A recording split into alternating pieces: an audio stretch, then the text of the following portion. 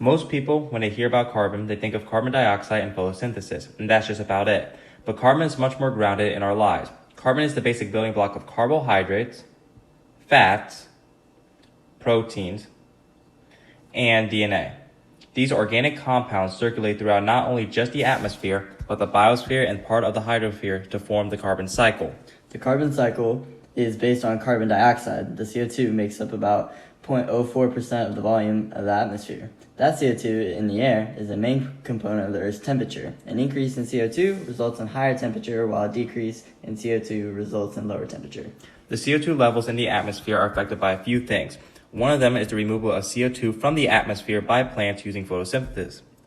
Aquatic and terrestrial producers use photosynthesis to take CO2 to convert into complex carbohydrates and oxygen. Another one is the CO2 going back into the atmosphere by oxygen-consuming producers, consumers, and decomposers using aerobic respiration. These are the natural ones, but humans release a lot of CO2 in the air by the burning of fossil fuels. CO2 also gets taken from the atmosphere when the atmospheric pressure of CO2 is high. Then the CO2 dissolves in the ocean because it's soluble. The carbon then forms into soluble carbonates and bottom sediments over millions of years. These carbon deposits are compressed between layers of sediment where high pressure and heat change them into carbon-containing fossil fuels such as coal, oil, and natural gas. A lot more CO2 is being put into the air rather than taken out because of human intervention. Humans burn fossil fuels, releasing CO2 into the air. They also cut and burn trees. Fewer trees, less CO2 being taken